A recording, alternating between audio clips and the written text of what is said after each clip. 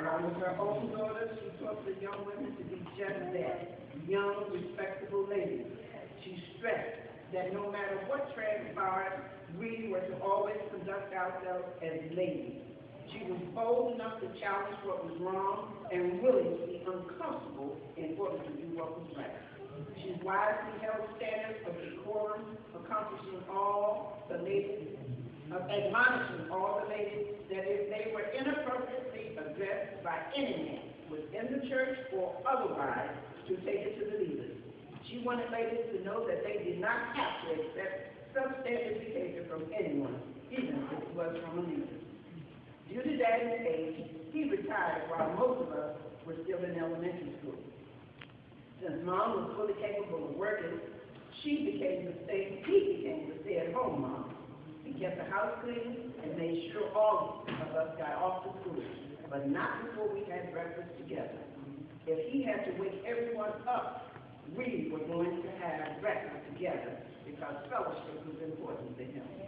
He also made sure dinner was ready when Mom got home.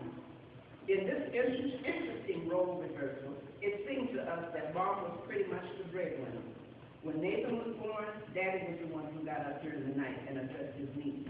He did the same for his grands that stayed with him, Tony and Wade. They weren't the neatest diaper changes in the world, but neither of them got that right.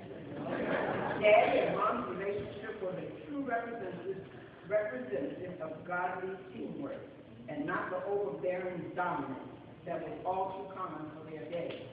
Although Mom was always the beautiful wife, she was still capable of maintaining an independent identity that was beneficial to all of those close to her. She instilled in us the importance of making sure we had our own.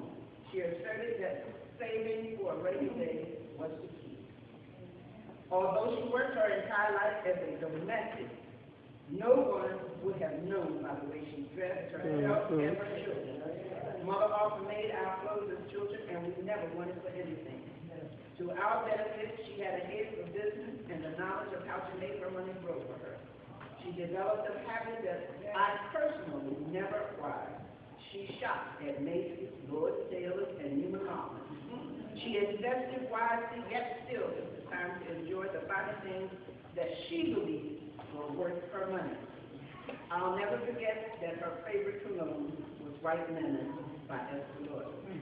Even so, she was always mindful to keep something in the bank for her rainy days as well as ours. Even after we were out of our house, if we ever needed anything, Mother was always there ready to share what she had with us. And she never threw up in our face, and she had taught each of us to save for these emergencies. She was such a giving person that she continued to give to her children, regardless of our ages. She truly believed it was more blessed to give than to receive, even beyond her children. There are a lot of churchmen here that she assisted financially just because she felt that if there was a way that she could help out, then she should. There was nothing that she was not willing to do for this church and kingdom. We have so many loving memories of our mom that we can draw on for the rest of our lives. While we take this trip down memory lane, I feel sure that each one of you has your own special memory that you too will cherish regarding this anointed woman of God. I feel sure also that if she could tell you right now, she'd say, saints, do not compromise. Life is right. Let's keep living. All right. All right.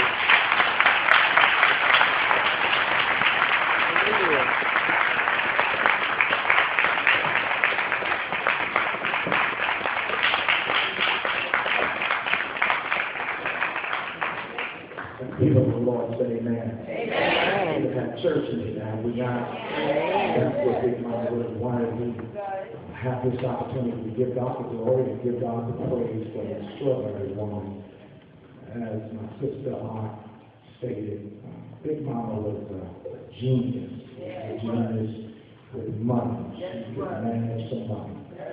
She's one of the most unselfish and most giving individuals that you could ever meet. Oh, yeah. My wife often teased me about how privileged I was growing up. And it is true. I was privileged. We didn't lack for anything. I often say she didn't know what it was like to go without. And that's the truth. Under Big Mama's roof, she cleaned houses. But there was never a time that we were lacking. We always lived a middle-class lifestyle. And even to today, I look back and I marvel at this incredible woman, how she was able to lead our family. She was the glue, she was the adhesive to the family. And if trouble came, we know that we knew that if Big Mama was around, that everything was going to be just fine. That's right.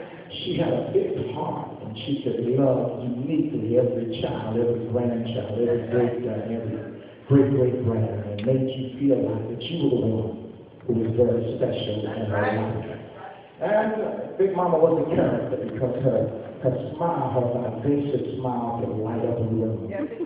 We had the opportunity, me and my family had the opportunity when we were living in Dallas, Texas, to care for Big Mama for a couple of months. And she was something else.